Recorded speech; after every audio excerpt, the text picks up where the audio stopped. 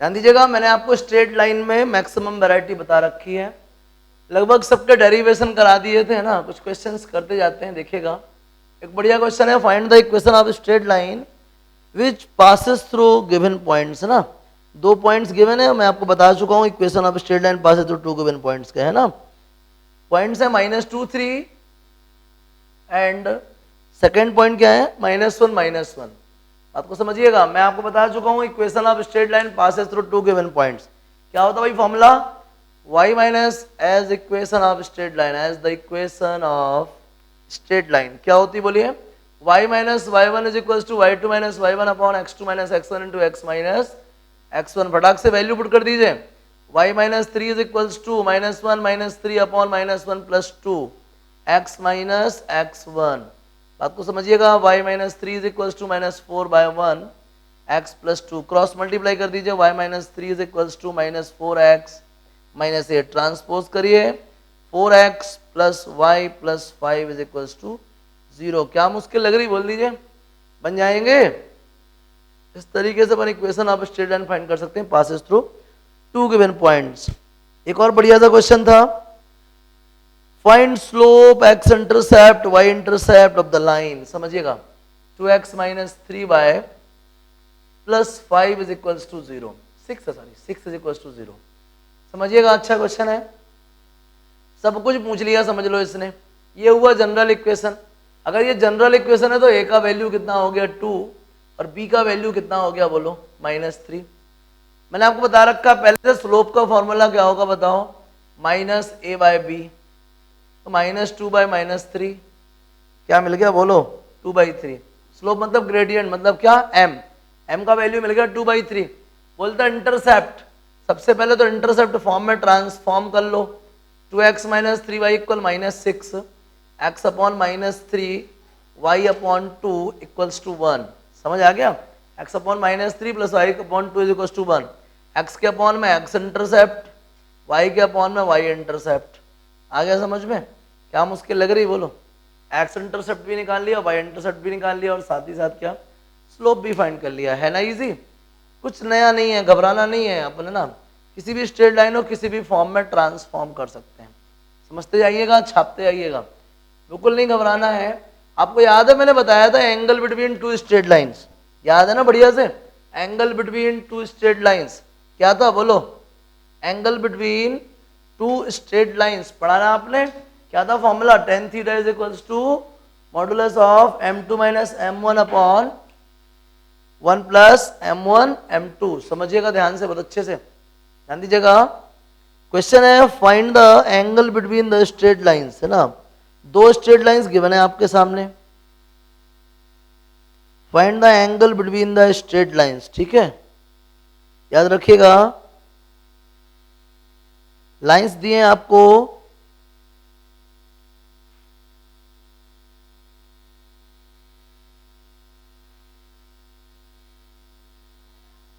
एक तो है √3x plus y plus 1 is equal to 0, ठीक है। एक क्या है √3x plus y plus 1 is equal to 0। Find the equation of the straight line which passes through the point 3 - 2 and making an angle 60 degree with this. एक लाइन है ना, वो लाइन पास कहाँ से होती है, पासेस थ्रू, कहाँ से पास होती है समझिएगा, पासेस थ्रू 3 - 2, 3 - 2 से पास होने वाली लाइन है जो इसके साथ 60 डिग्री एंगल बनाती है। थीटा का वैल्यू 60 डिग्री गिवन है।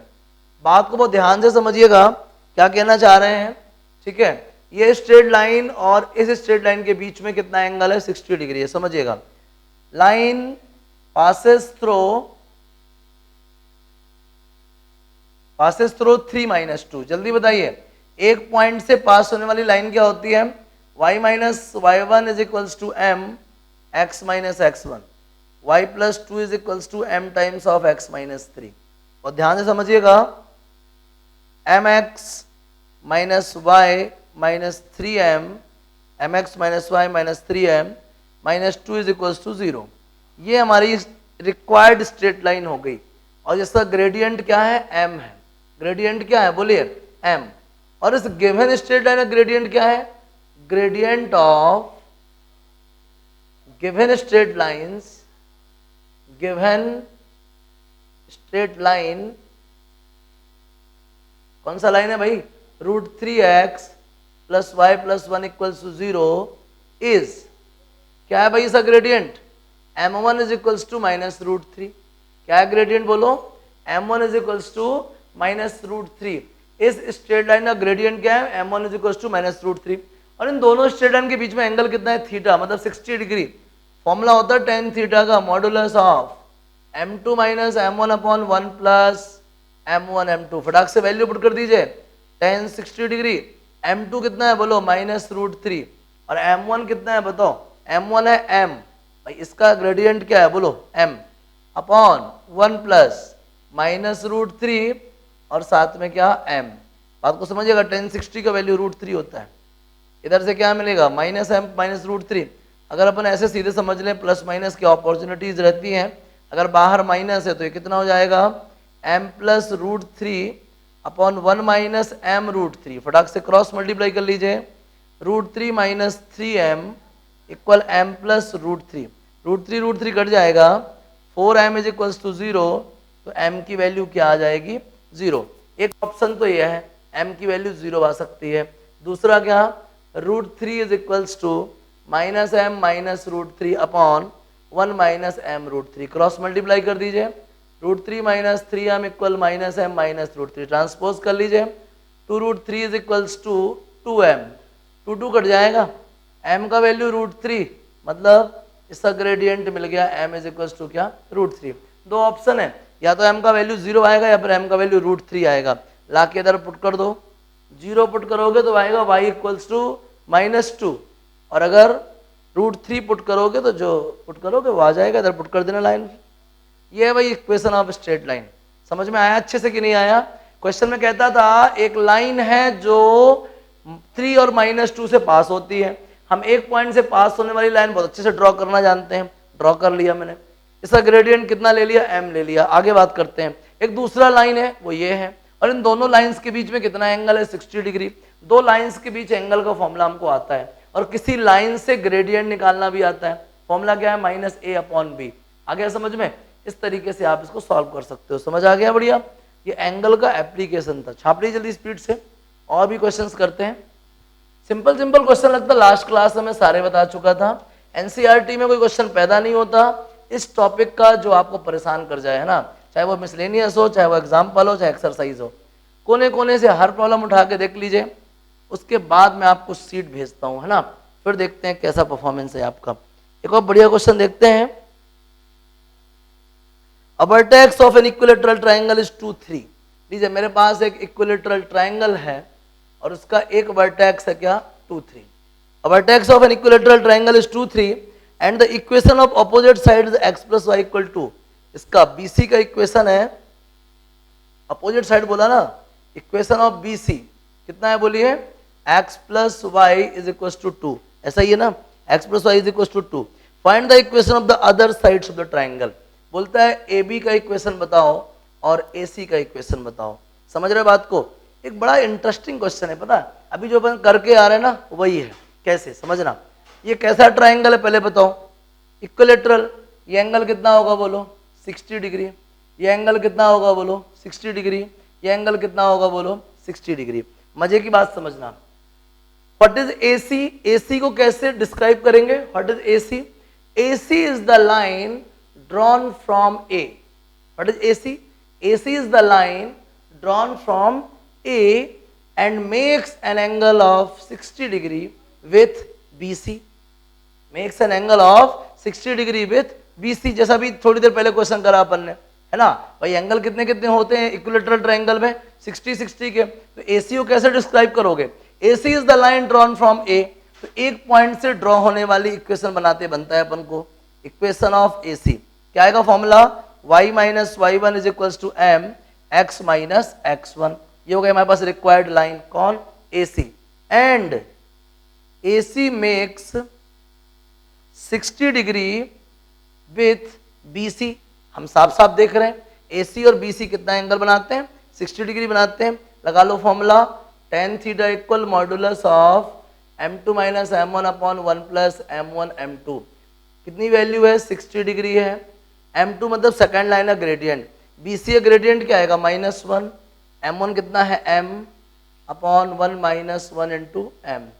आगे समझिएगा, √3 is equals to -1 -M upon 1 -M। अब ये मॉडुलस लगा था तो प्लस माइनस लग जाएगा। जब प्लस ले लेंगे टेकिंग पॉजिटिव साइन तो क्या मिलेगा, √3 equal -1 -M upon 1 -M। Cross multiply कर लीजिए, √3 -M √3 इक्वल -1 -M। ट्रांसपोज कर लीजिए जल्दी से, √3 + 1 इज इक्वल्स टू √3 -1 M। तो M की वैल्यू कितनी आ गई भैया, √3 + 1 अपॉन √3 -1। चाहो तो उसको रेशनलाइज कर लेना, M का वैल्यू फाइंड कर लेना। दूसरा ऑप्शन क्या है, इधर पे हम नेगेटिव ले लेते हैं तो क्या आएगा, √3 equal 1 + M upon 1 -M। Cross multiply M √3 1 + M, क्या मिलेगा आपको, √3 - 1 is equals to M times of √3 + 1। Cross multiply कर ली, सॉरी ट्रांसपोज कर दीजिए, ये आ गई। ये M की दो वैल्यूज आपके सामने हैं, दोनों को लाके आप इधर पे पुट कर दीजिएगा, इधर AC के इक्वेशन में, तो आपको AC का इक्वेशन मिल जाएगा। ऐसे ही AB का मिल जाएगा। हालांकि AB और AC दोनों क्या है, सेम पॉइंट से क्रॉस होते हैं और सेम लाइन के साथ इक्वल एंगल बनाते हैं, तो मे बी जो भी आंसर्स आएंगे वो AC के भी होंगे और AB के भी होंगे। आ गया समझ में? क्या मुश्किल लग रही है आपको, जल्दी से बोल लो, क्या मुश्किल लग रही, बोलिए। आ गया समझ में? बन जाएगा, इतना सिंपल है एकदम, अप्लाइड प्रॉब्लम। तो छाप लीजिए जल्दी से, इसको छापिए। चलिए एक दो और बढ़िया बढ़िया क्वेश्चन देखते हैं। समझ रहे हैं ना, क्वेश्चन को स्ट्रेट लाइन में पढ़ना है। जितना प्रॉपर क्वेश्चन पढ़ोगे, जितना उसको फॉलो करोगे, उतना प्रॉपर आंसर आएगा। उसने इक्विलेटरल ट्रायंगल बोला, घबराने की जरूरत नहीं है, फटाक से ट्रायंगल बना लो, थोड़ा देर उसको पुश करो, अपने आप आपको दिमाग में आ जाएगा। चलो एक दो और बढ़िया बढ़िया क्वेश्चन देखते हैं। Find the equation of straight line has y intercept 5 and parallel to the straight line. समझिएगा, find the equation of straight line.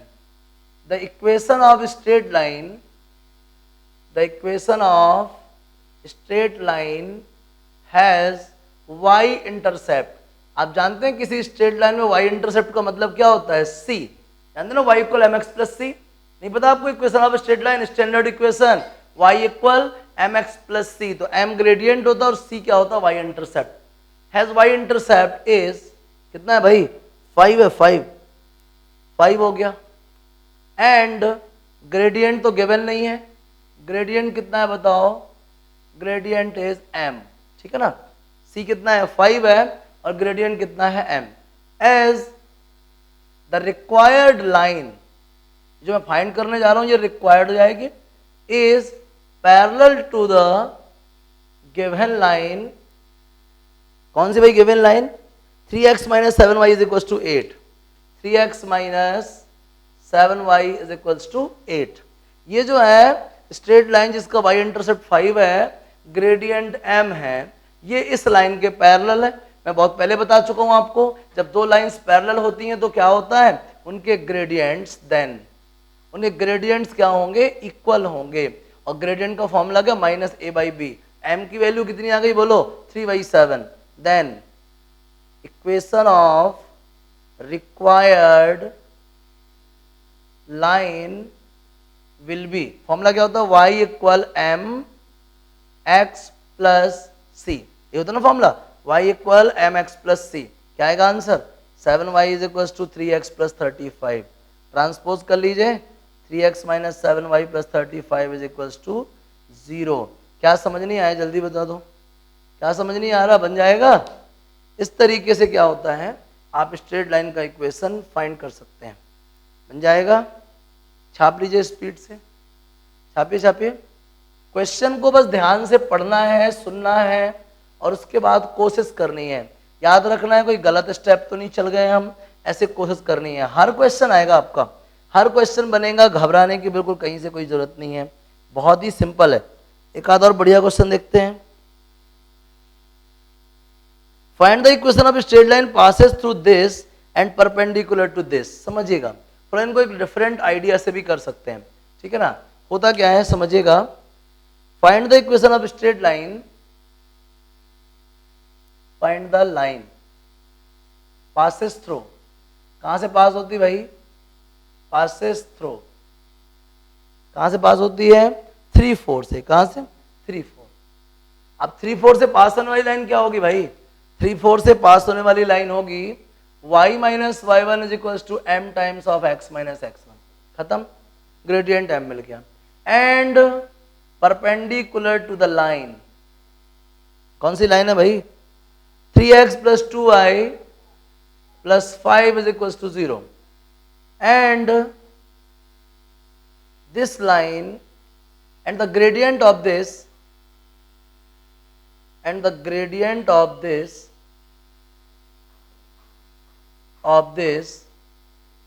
is m1 is equals to minus 3/2। क्या हुआ इसका ग्रेडियंट, माइनस 3/2 इसका ग्रेडियंट होगा। Then m into m1 कितना होगा बताओ, -1। भाई इसका ग्रेडियंट m है, इसका ग्रेडियंट m1 है, m1 का वैल्यू क्या है, -3/2, m इंटू m1 कितना हो जाएगा, -1। तो m की वैल्यू तो m ही है और m1 कितना है, -3/2 है, इक्वल -1। परपेंडिकुलरिटी बताई थी मैंने आपको, m की वैल्यू आएगी 2/3। इस लाइन में सिर्फ m की कमी थी, लाके पुट कर दो। By first y minus 4 is equals to 2/3 x minus 3, 3y minus 12 is equals to 2x minus 6। Transpose कर दीजिए, 2x minus 3y plus 6 is equals to 0। समझ आ गया बढ़िया से। इस तरीके से आप जो है किसी भी स्ट्रेट लाइन का इक्वेशन फाइंड कर सकते हैं। जो भी कंडीशन का है उनको अप्लाई करते चले जाओ ना, घबराने की जरूरत क्या, बहुत ही सिंपल है। और देख लो भाई, और कौन सा क्वेश्चन है, length of perpendicular from origin, समझिएगा बेटा इसको।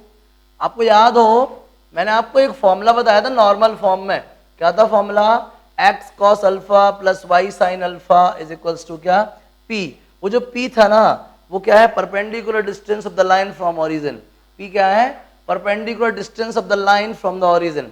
तो perpendicular distance of a line, कौन सी लाइन भाई, ax plus by plus c is equals to 0 from a point, कौन सा पॉइंट भाई, x1 y1 इज, क्या होता है बताओ, वो होता है p is equals to ax1 plus by1 plus c upon under root of a square plus b square. ये तो हुई x1 y1 से। फ्रॉम ओरिजिन, ओरिजिन से क्या होगी भाई, फ्रॉम ओरिजिन क्या होगा, p is equals to c upon under root of a square plus b square, c upon under root of a square plus b square. इस तरीके से आप किसी भी लाइन की परपेंडिकुलर डिस्टेंस फाइंड कर सकते हैं, किसी पर्टिकुलर पॉइंट से या फिर कहाँ से, ओरिजिन से। बिल्कुल भी घबराना नहीं है, बहुत ही सिंपल क्वेश्चन है। चलिए एक दो और देख लीजिए अच्छे अच्छे क्वेश्चन। इसी का एक क्वेश्चन भी है, find the distance of the line from -2 3। ध्यान दीजिएगा, डिस्टेंस ऑफ द लाइन, कौन सी लाइन है भाई ये, 4x minus 3y plus 8 is equal to 0। इस लाइन की डिस्टेंस निकालनी है, कहाँ से निकालनी है, फ्रॉम -2 3, फ्रॉम -2 3। देखिए क्या आएगी, फॉर्मूला क्या होता है, फॉर्मूला है ax1, a मतलब x का कोफिशिएंट और x1 मतलब जहां से पास हो रही थी, याद है ना, तो x1 क्या है -2, by1, b मतलब क्या -3 और y1 मतलब क्या 3 प्लस c मतलब 8 upon under root of a square मतलब 4 स्क्वायर, b स्क्वायर मतलब -3 का स्क्वायर। समझ रहे हैं बात को, 4 2 = 8, 3 3 = 9 प्लस 8, लकी मॉडुलस रहता है डिस्टेंस में। यहाँ 69 25 मतलब कि 5 बचेगा, ये कैंसिल हो गया। क्या आएगा आंसर बताइए, 9/5। क्या है ये, perpendicular distance of the line from a given point बन जाएगा। इसी को ओरिजिन से पूछ लेता तो 8/5 आ जाता। क्या जाता, 8/5। क्या मुश्किल लग रही बोलो, बन जाएंगे ना। तो स्ट्रेट लाइन के ऐसे बहुत सारे क्वेश्चंस आते जाएंगे, आप करते जाइएगा, बहुत ही सिंपल है, घबराना बिल्कुल नहीं है। और जितनी ये वैरायटी मैं कवर करके दे रहा हूँ ना, इससे ज़्यादा वैरायटी आपके बुक कॉपी में होगी नहीं, बुक में होगी नहीं, एनसीईआरटी में, ठीक है। और देखता हूँ, इतना नोट करिए पहले, और क्वेश्चंस देखते हैं। नोट करिए, कुछ 2-4 क्वेश्चन लगा लीजिए इसके परपेंडिकुलर डिस्टेंस के, फिर मैं देखता हूँ। नोट कीजिए प्लीज। और देखिए कुछ और क्वेश्चन हैं, 1-2 फुट ऑफ परपेंडिकुलर वगैरह फाइंड करने के, है ना, फुट ऑफ परपेंडिकुलर, समझिएगा। मैंने कहा ना इसमें तो सबसे सिंपल बात है, क्वेश्चन को बहुत ध्यान से पढ़िए, डायग्राम ड्रॉ करिए, क्वेश्चन बन जाएगा। क्वेश्चन है find the foot of perpendicular of the line drawn from 2 - 3। 2 - 3 से ड्रॉ किया गया है, ठीक है। आगे समझिए, ऑन द लाइन, ये लाइन है और इसका इक्वेशन क्या है, x - 2y + 5 = 0, है ना। समझिए, इस पॉइंट से अगर हम कोई लाइन ड्रॉ करें या परपेंडिकुलर ड्रॉ करें तो उसके फुट के कोऑर्डिनेट्स क्या होंगे, बहुत ही सिंपल है, ठीक है ना। ध्यान दीजिएगा, क्या बोला गया कि find the foot of perpendicular drawn from 2 - 3, इसको मैं P बोल देता हूं, और किस पे ड्रॉ किया, इस लाइन पे ड्रॉ किया। चलिए समझ लेते हैं, बहुत ही सिंपल है। मान लीजिए मैं इधर बात कर रहा हूं, कोई पॉइंट है x1 y1, कोई पॉइंट क्या है इधर पे x1 y1, क्यू नाम है इसका, तो आप ही देख लो ग्रेडियंट ऑफ पी क्यू क्या होगा, ग्रेडियंट ऑफ पी क्यू। अच्छा, मैं ग्रेडियंट क्यों फाइंड कर रहा हूं, क्योंकि ये जो लाइन है ना पी क्यू एल पे परपेंडिकुलर है, पी क्यू क्या है, परपेंडिकुलर टू एल है, और हमें क्यू के कोऑर्डिनेट्स चाहिए, समझ रहे हैं ना बात को। पी क्यू क्या है, एल के परपेंडिकुलर है, तो परपेंडिकुलरिटी लगाने के लिए तो ग्रेडियंट ही चाहिए होता है ना, तो मैंने gradient of P Q find किया m, या m1 बोल दो, क्या आएगा फॉर्मूला, y1 + 3/x1 - 2, समझ रहे हैं ना। चलिए m1 मिल गया। मैं बात कर रहा हूं m2 की, m2 gradient of l, gradient of l जो स्ट्रेट लाइन दी है, इसका ग्रेडियंट क्या आएगा भाई 1/2, क्या है gradient 1/2, as P Q is perpendicular on L, तो क्या देखने को मिलेगा, m1 m2 = -1, m1 की वैल्यू कितनी भाई, y1 + 3/x1 - 2, क्लियर। और m2 का वैल्यू कितना बताओ, m2 का वैल्यू है half, is equal to -1, multiply कर लीजिए y1 + 3/2x1 - 4 is equal to -1, clear. Cross multiply कर लीजिए, y1 + 3 is equal to -2x1 + 4, clear, -2x1 + 4, transpose कर लीजिए 2x1 + y1 is equals to 1, ये हो गई first equation, 2x1 + y1 is equals to कितना 1, समझ आ गया। चलिए आगे नोटिस कीजिएगा, मैं बात करूं सेकंड लाइन की, इसी पे ये जो x1 y1 है आखिर लाई तो l पे ही कर रहा है, क्योंकि PQ क्या है, L के परपेंडिकुलर है, और Q क्या है, इस परपेंडिकुलर का फुट है, डेफिनेटली Q कहाँ लाई कर रहा है, L पे लाई कर रहा है, as Q lies on L, lies on L, then अगर अब Q L पे लाई करेगा तो x की जगह x1 - 2y1 + 5 is equal to 0, second हो गया भाई, फर्स्ट एंड सेकेंड। अब इन दोनों को अपन सॉल्व कर सकते हैं, एलिमिनेशन, क्रॉस मल्टीप्लिकेशन, किसी मेथड से।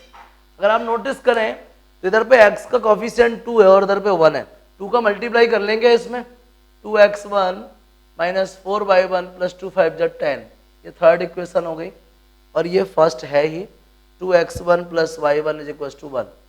सब्ट्रैक्ट कर दीजिए, इधर से कितना आएगा, -5y1, क्लियर आ गया, -5y1, अरे 10 तो उस तरफ जाएगा तो -10 और -1 -11, तो y1 का वैल्यू कितना आ गया बोलो, 11/5, कहीं भी पुट कर दो, फर्स्ट में पुट कर दो, 2x1 is equal to 1 - 11/5 -6/5, 2 3 = 6, clear हो रहा है नहीं हो रहा बोलिएगा, समझ आ गया, क्या आएगा -6/5, तो x1 इज इक्वल टू आ गया -3/5, ये x1 y1 ही तो चाहिए था मुझे, फुट ऑफ परपेंडिकुलर कितना आ गया बोलो, -3/5 और 11/5, आंसर में भी यही कुछ आ रहा है, हाँ बिल्कुल सही है।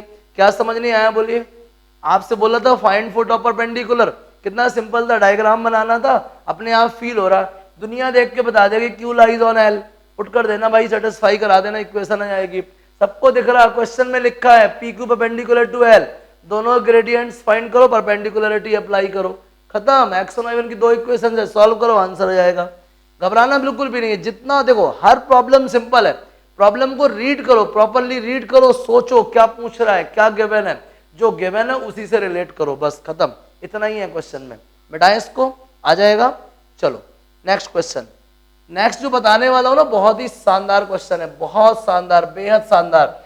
मतलब ऐसा मान के चलो कि वो क्वेश्चन ना बहुत बार बड़ी परीक्षाएं पूछ लेता है, कॉम्पिटिटिव एग्जाम्स में बहुत बार पूछ लेता है। एनडीए मैंने बहुत बार तो मेंस में भी देखा है उसको, और एनडीए में तो बहुत बार देखा है। समझिएगा, बेहद आसान है, घबराना बिल्कुल भी नहीं है, समझिएगा, बहुत ही मजे से समझना, एकदम बिल्कुल प्रैक्टिकली जाना है, बिल्कुल भी घबराने की जरूरत नहीं। क्वेश्चन को सुनना पहले नंबर। तो क्वेश्चन में कहता है find the image of the point, find the image of the point -1 2 1 2 का इमेज देखना है। आप भी जानते हो इमेज देखने के लिए क्या चाहिए आपको, मिरर चाहिए ना भाई, किसी का इमेज देखना तो क्या चाहिए आपको, मिरर चाहिए। -1 2 का इमेज देखना है, किस पे देखना भाई, एक मिरर है, ये मिरर हो गया।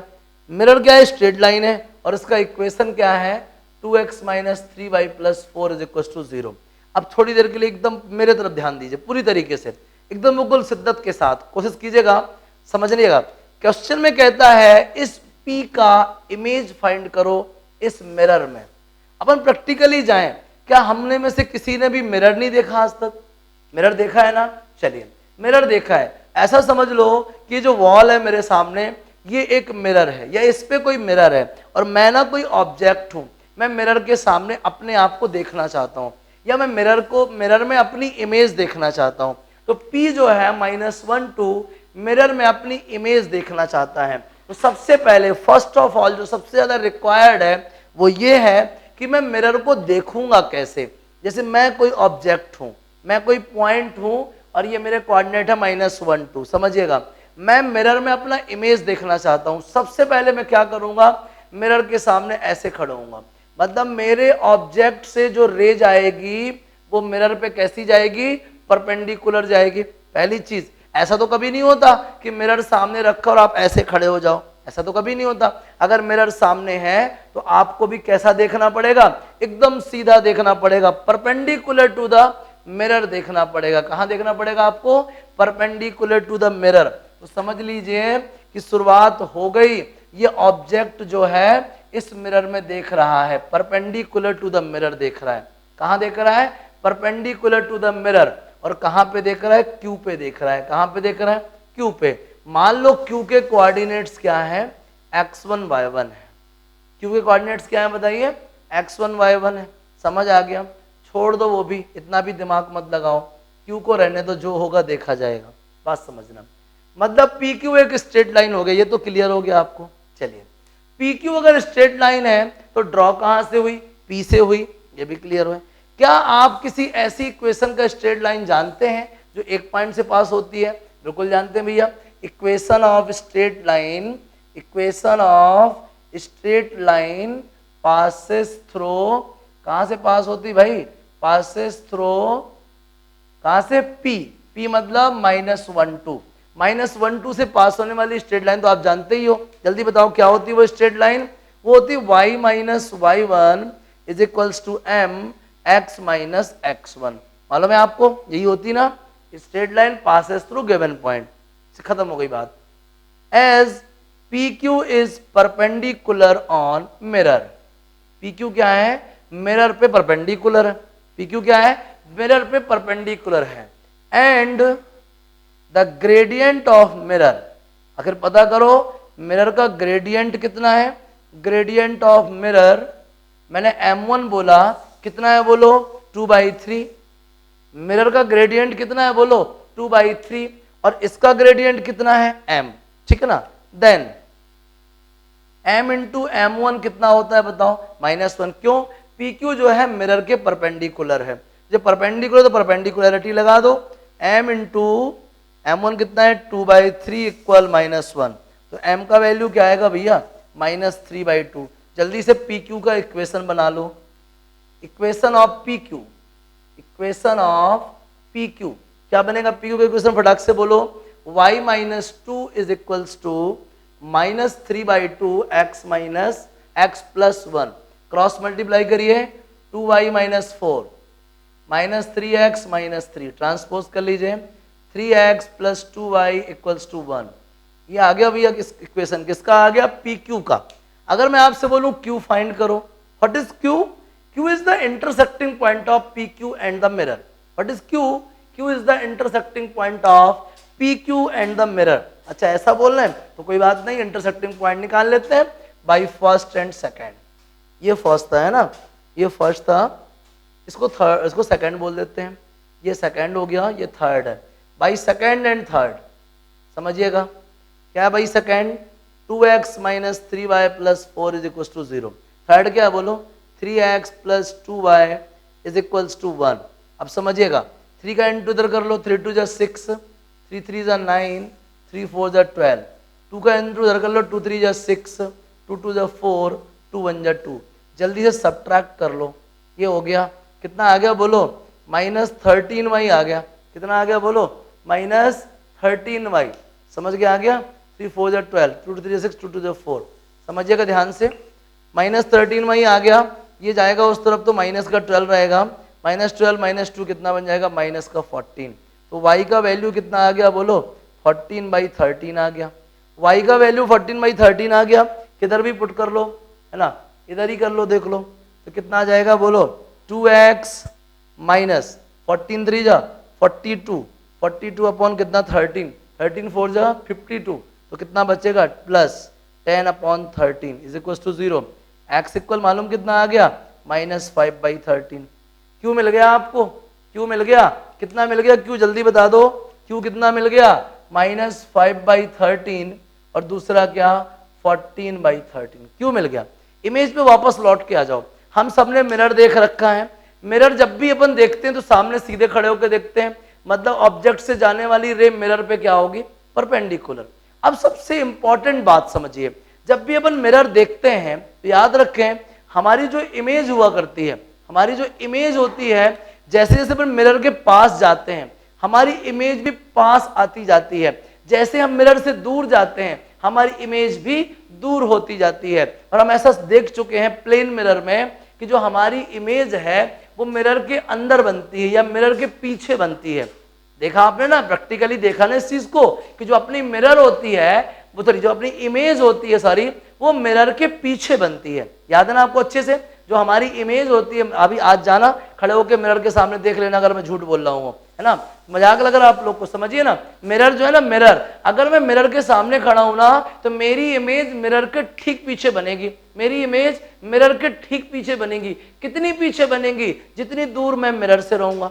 मैं मिरर से जितना दूर रहूंगा मेरी इमेज भी उतनी दूर बनेगी। अगर आप पीछे जाते जाओगे ना तो इमेज आपकी और पीछे जाती जाएगी, अगर आप पास आते जाओगे ना तो इमेज भी पास आती जाएगी। मतलब कि आप मिरर से जितना दूर रहोगे इमेज भी ठीक उतनी ही दूर पे रहेगी। मान लो इमेज कहाँ पे है, आर पे है।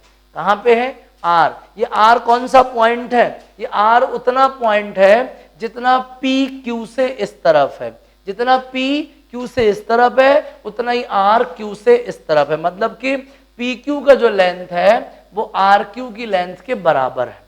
अरे ये क्या कह रहा हूं, इसका मतलब क्या हुआ, क्या क्यू पी आर का मिड पॉइंट है, क्या क्यू पी आर का मिड पॉइंट है। हाँ डेफिनेटली क्यू क्या हो गया, आर का मिड पॉइंट। अभी मुझे आर पता नहीं था, मैंने आर को अल्फा और बीटा लेट कर लिया।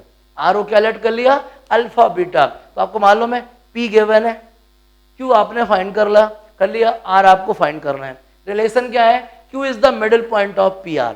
क्यू बीच का पॉइंट है ना, पी क्यू और आर क्यू दोनों इक्वल लेंथ के हैं, डेफिनेटली क्यू क्या है, middle point of P R. समझिएगा, as Q is the middle point of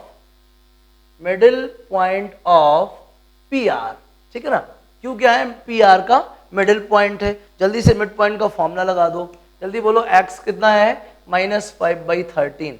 क्या है भाई x का फॉर्मूला, x का फॉर्मूला है x1 plus x2 upon 2, cross multiply कर लीजिए, -10/13 plus 1 is equal to alpha.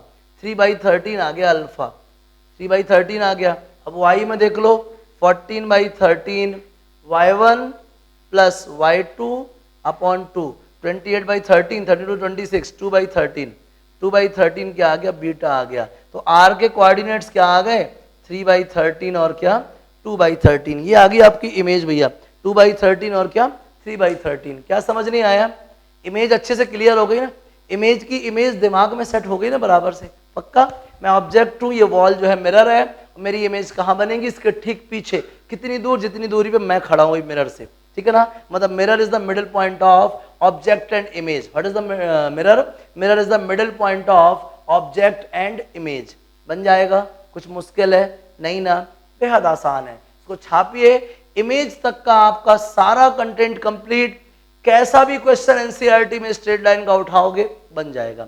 Maximum एक या दो वैरायटी बाकी है, एक तो वो डिस्टेंस फॉर्म बाकी है और दूसरा एक वो बाकी है एंगल बाइसेक्टर, ठीक है ना, इक्वेशन ऑफ एंगल बाइसेक्टर बाकी है और एक डिस्टेंस फॉर्म। दो चीजें छोड़ के स्ट्रेट लाइन में कुछ नहीं बचा, सब बता रखा मैंने। पूरा कोशिश कीजिए, एनसीईआरटी कंप्लीट कीजिए, डाउट आने पे कॉल कीजिए। समझ आ गया, चलिए नोट कर लीजिए जल्दी स्पीड से।